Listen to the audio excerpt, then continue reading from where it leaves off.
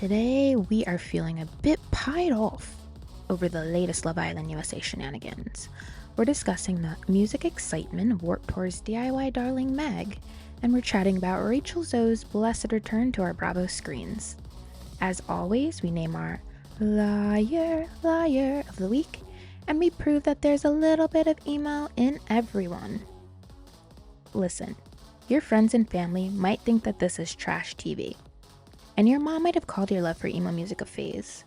But here, at Reality Emos, we know pop culture moments and alternative music scenes shaped us and still do. So let's laugh together, let's cry together, let's scream at our TV together. Welcome to Reality Emos.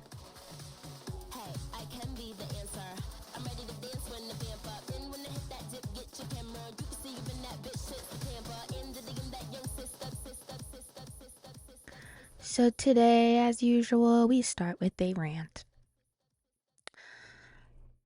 This one, I'm looking at you, Love Island USA. We were afforded the wonderful opportunity to receive a pie challenge, which did have its moments. It had some awesome moments. I will give it that. I love the kookiness of making people sit around with pie on their face. Many metaphors there. And I love the moments between Ace and Shelly.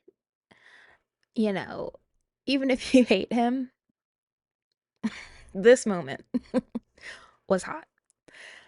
And of course, we had Shelly and Sierra had a moment, Nick and Austin. So I'll give it that. But there is a gift we never received, and many might not even know we should receive, in what is Snog, Marry, Pie. It's what the UK and the Aussies get. So in Snog, Marry, Pie, there's a bit more to it. We get so much more of an aftermath, and we deserved it in this house. Snog, Marry, Pie forces every person in the house to choose someone to snog or kiss, someone to marry, and someone to pie. Rather than flipping a pie or kiss coin, they are forced to choose and give reasons as to why they're doing what they're doing, the choice that they made to every single person in the house. So here's what we're missing out on. This was last I've got a text! UK version. Islanders, it's time to put your feelings out there and take it on the chin as you play Snog, Marry, Pie. Get fuck up off me now. You okay? No, you idiot. Oh. Respectfully. Zoe? Hold your eyes, Key. Why the f is she that for now?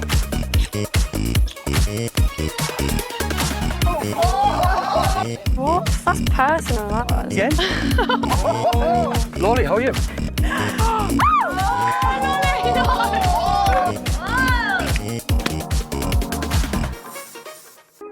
I've got tried to upset Kira by kissing Nicole. It was respectful. It was a respectful kiss. I'm not going to hold a grudge over it. Unless you say to me, oh, I'm kissing Nicole because I want to get with you. I know it's not that. believe me, man. I don't ever want to kiss your girl ever again. Like, I never would, I never will. It's in a game, first of all. Right, can I speak and say my point? You're going to interrupt me again. I only interrupted once, mate. You literally just did me. I wasn't done Mate, talking. sorry for interrupting you once. Thank you. Go on. Right, let me say my piece then. My thing is, you could have married Nicole and kissed Jessie. I'll be like, oh yeah, cool, fair enough. If I wanted to marry Jessie. Joey, let me talk. So again, there's always aftermath drama when they have this game in other seasons for other countries. They essentially have to talk about it. They have to talk about why they chose to marry their partner and maybe kiss someone else's partner, or why they chose to kiss their partner and not marry their partner. It's always, here's another. Who's that choice? I want to marry this guy because obviously he's my boyfriend who else I'm not marrying. And for those listening on Apple or Spotify, I recommend the video podcast for these visual elements. I've hired this guy because clearly he has bad opinions about me, and clearly you aren't a true friend, so... Again, you have to explain the reason in Snog, Marry, Pie for the reason you're pieing and marrying and snogging everyone. It's so much better. I guess I deserved it after what I said to her, so I'm glad she done it with a bit of force, do you know what I mean? I just need to know why the USA couldn't do the proper version. I feel pied off again, but imagine Ace having to make those choices. Of course, I feel like he would still kiss Shelly, but knowing who he would marry, I think this would uncover a lot. A lot of people think that these men are in here with girlfriends on the outside, summer plans, allegedly. Having Snog, Marry, Pie would open up so many doors of opportunity for us to understand these men. So, please, next season, Love Island USA producers, please. All right, up next we have our Music Excite Factory, and I wanted to talk about the Warped Tour. So I recently saw in the Late for Load-In podcast that Kevin Lyman was on that podcast, and he spotlighted a newer artist, Meg, as a standout amongst the 2025 lineup. And it's not just because of industry hype, but it's because of her hustle. And I love that someone without a manager, without a label, without a traditional team, without any animal, corporate animal behind her, can get into a huge festival like Warped Tour.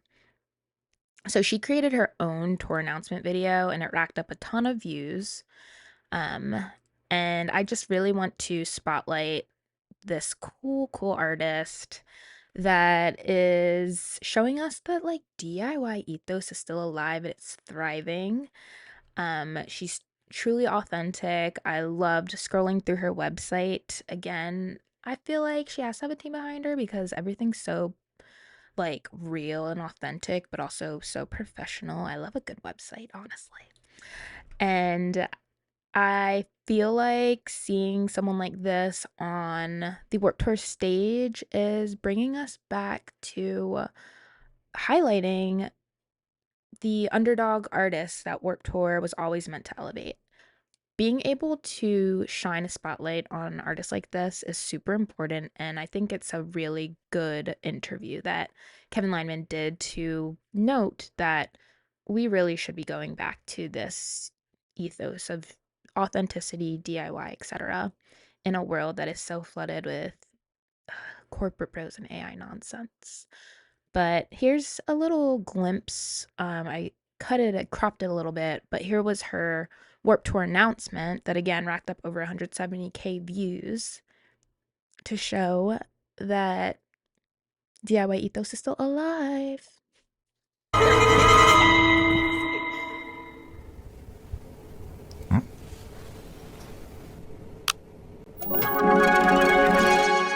Well, hello, Meg. I have a couple things to talk to you about. Well, first of all, the most important thing, happy birthday to you.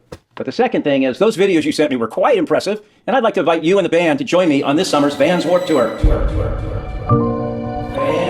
Warped Tour. So pack your shit and get ready to go. Holy shit, we're playing Warped Tour! Am I dreaming? I think I'm gonna die. We're playing Warped Tour this summer in July. Oh my god, this is the fucking best day of my life. Happy birthday to me.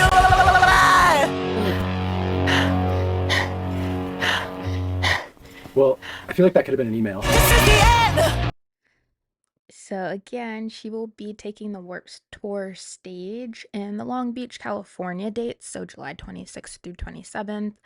And I also recommend checking out her website and just trying to stay on top of what else she will have going on in the near future.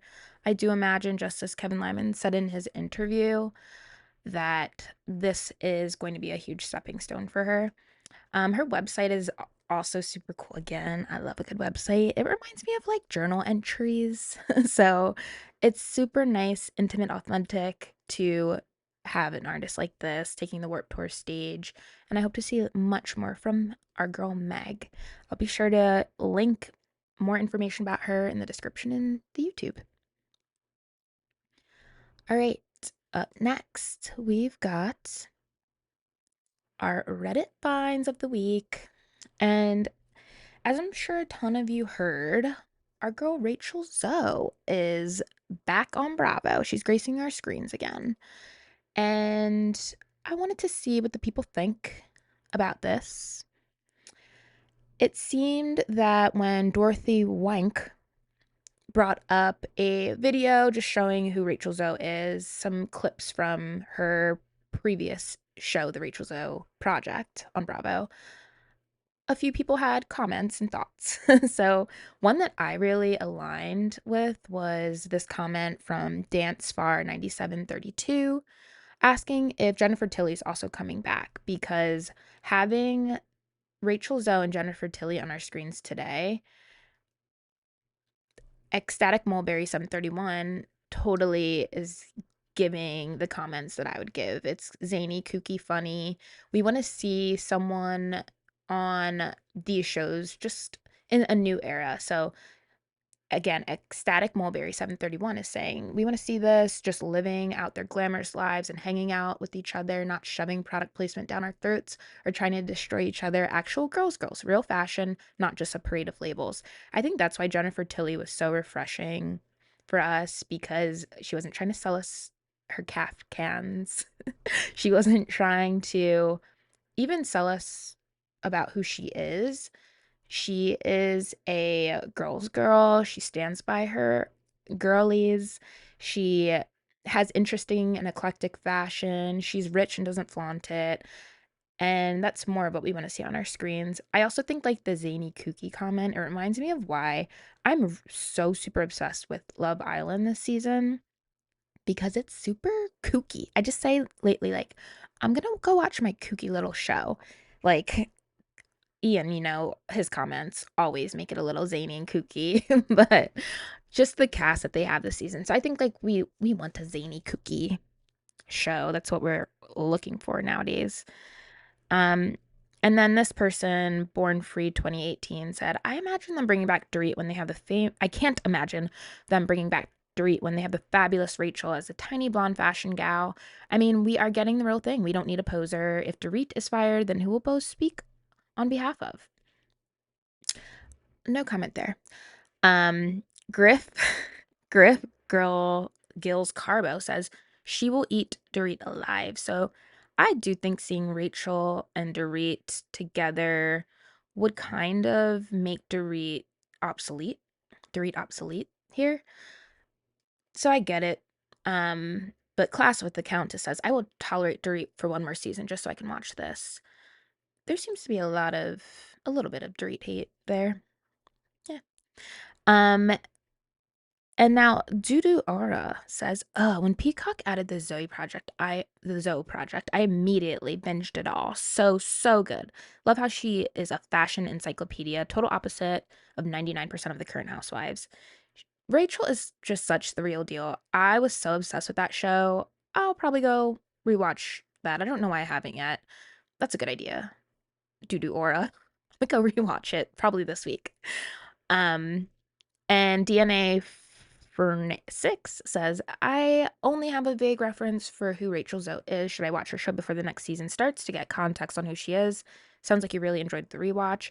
And Dudu Aura has a long message for just recommending it. The nostalgia alone, honestly, low stakes messiness is fun, but it's fun low stakes messiness. So her the way that she interacts and engages with her assistants is so messy, but it's not like the kind of like Sonia Morgan, like, oh, is she paying them kind of messy. It's just cute, like just seeing the little drama between them. And then speaking of, also when I was on Reddit, I saw someone else reference Taylor from the Rachel Zoe Project saying she was such a vibe. So Red Crab Down posted this picture again. If you're listening on Apple or Spotify, Maybe I'll include a screenshot on my Instagram or something. But Taylor's hair. So Alone says, the emo hair, lol. It reminds me of how Catherine from Southern Charm went through her emo hair phase. I love it. And Vanity Plates is a hater on this hair. They say it made them legitimately crazy. They'll never understand the severe side part that looks like an emo comb over. Well, girl, or guy, I understand it. And I wore it, and I might do it again soon. Well, up next, because Rachel Zoe is now new to the Real Housewives of Beverly Hills cast, I felt a little bit overwhelmed about the additions, the subtractions, the cancellations, the pauses. So, because my brain works this way, I decided to organize something for myself that I just want to bring to the table here for you all. So, Bravo has announced recently some newbies, some attorneys. So we know if we've seen, you better have seen the Real Housewives of Miami premiere. Stephanie, she is a new cast member. I'm actually liking her. She was a friend of, I believe, last season, but I feel like she's a great new addition. It's also, I think this was confirmed, and it's not just rumored that Monique Samuels is rejoining Potomac. And of course, as we said, Rachel Zoe will be joining Beverly Hills. And then we also have the Real Housewives of Rhode Island. If you want to listen to episode 2, I covered a little bit of that new cast. And then there's also rumors that the Shahs of Sunset cast is returning with the working title of The Valley Persian Style. So look out for that show too. We know that Reza, MJ, and Gigi are confirmed to be a part of that, but I'm sure there's other people that we're used to being on that show that will return to that as well. And then in terms of exits, there's been a lot over the last few weeks. So again, I want to wrap my head around everything that I've heard. So we definitely have Taylor Engreen from Southern Charm, Garcelle, our queen from Beverly Hills. I think it was time for her to go, and Taylor, obviously. Garcelle more for like, I just feel like she grew out of these friendships. I was so sad to see the way Sutton kind of just threw her away. Like, our girl doesn't deserve that. So yeah, be on your merry way, our queen. We're also losing Rebecca Minkoff from Roni. Which I'm not sure. I know Andy has confirmed that it's on pause, but I'll talk about that in a second as well. The Karen, formerly known as Grand Dame, we most likely won't see her next season, but I guess we could say she's a pause, but right now she's an exit because she's been hush hush after you know what happened. Then Mia Thornton, she announced her departure. Our girl Paige. Again, I'm still in a pit of despair. If you haven't listened to last week's episode, I'm still upset about this, but she's gone. Lexi Wood from Summer House, one season wonder, and then Brynn Whitfield from Roni as well. And then I'm just assuming that Britt Eady is gone. She hasn't announced it. So, like, again, I don't like to assume things. I don't like to give you allegations too much, but I feel like she's gone. And then on pause is Roni. Andy has confirmed on Radio Andy that they are looking for a new cast. And then recently, Sold On SLC, that was announced is not returning. And Real Housewives of Dubai was also canceled, which makes no sense to me personally. I don't know a lot of people that watched it, but that show was hecka good. And if you didn't watch it, you probably should. Just, it's only 2 seasons. It's not a lot to catch up with, right? All right. Up next, we have our liar of the week. So he's this next liar. It's a doozy, and he is really like the liar of eternity, I'll say. I shouldn't say he's the liar of the week. It's our good bestest friend, Jax Taylor. So Jax Taylor, he has the longest list of small, large, gross lies of anyone that's been featured on our Liar of the Week. I'm just going to rattle off a few. I kind of got tired after putting this together. So there'll be oldies, there'll be recent ones. Most recently, so he faked that urgent care trip for an alleged heart attack he was having to obviously scare Brittany and make her feel sorry for him and make her leave a he did this because he was having FOMO. He knew that Brittany was out having fun, wanted to convince her that she was the worst because she wasn't answering him, so faked a heart attack, convinced his assistant to lie for him, tried to get the front desk at the urgent care to lie for him. Trash. Pretty sure that foreclosure situation was fake. It was to rattle her. He rewrote the entire timeline of their divorce, said she was living at home. Brittany has the receipts to prove that they weren't. Brittany also will just sprinkle the lies, random lies that he tells throughout the show that seem so small, but they add up. This man is just a consummate liar, and he was that from the start. Brittany said something interesting in the second to last episode of The Valley, where she was like, "What did I do to deserve this?" When I believe it was when her mom was at her house and they were just talking about the atrocious behavior that he always has. I think he like took down the camera. I don't remember. He does so many awful things.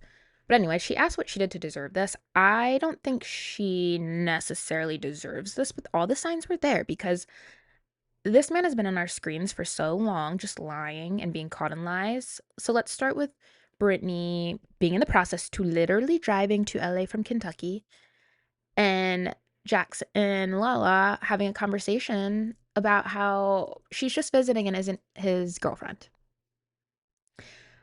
Immediately after seeing that, I would not be with that man. If she watched any of the past seasons, he cheated on Stassi in Vegas and committed to the lie the entire season that he didn't do that.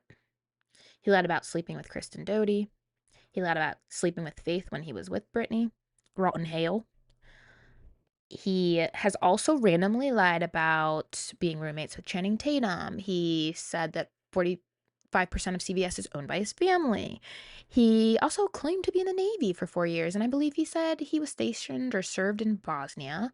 He lied about that social media / somehow event manager job for the Florida hockey team.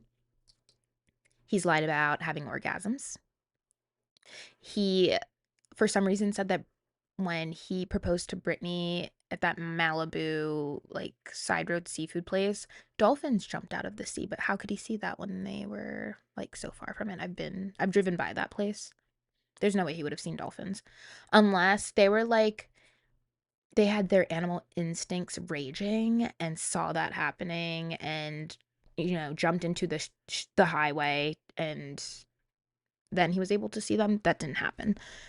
He lied about having breast cancer. And last but not least, he lied about being the #1 guy in the group. So Jax, congrats. You're the liar of the week. And one day,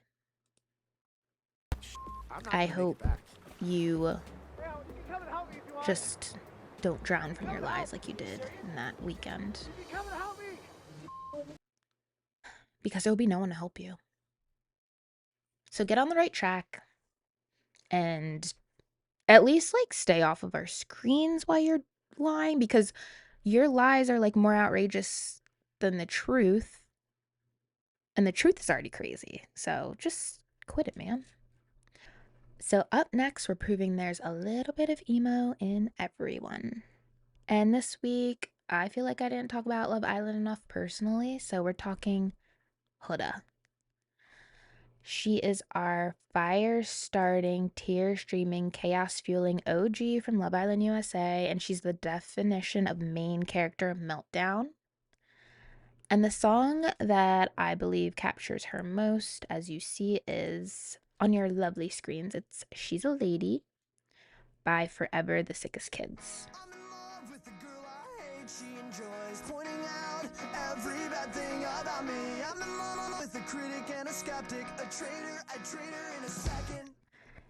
Okay, so literally even like that first line is so indicative of how I feel Jeremiah feels about being with her. I mean, obviously not being in love with her. I think maybe she thinks he's in love, but I digress.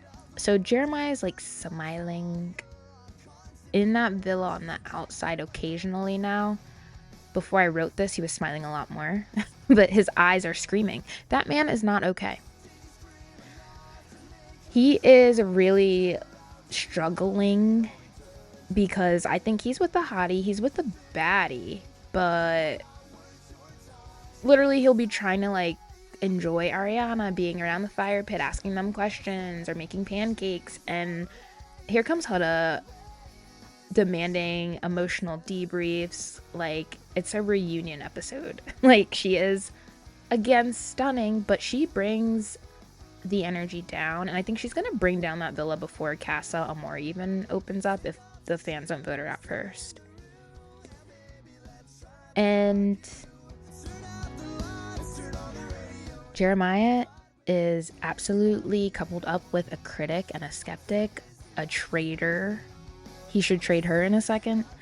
The way that she talked about the pie challenge with Ace versus Amaya, like, oh, I picked you because I don't want to kiss Amaya. I picked Ace because I don't want to pie you. And I've seen a few compilations of her getting caught up in lies, you know, saying she's emotionally intelligent when time and time again she's proving she's not really. Saying she's a girl's girl when time and time again she's proving she's not really. So Huda is not just giving drama. There's a little something in there that reminds you of like Girl Interrupted writing lyrics on my mirror and eyeliner. Like, I feel like if there weren't cameras around.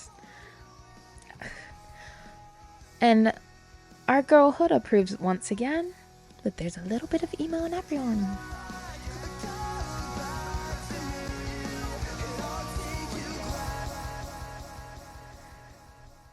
Last up, we've got our reality emos special report.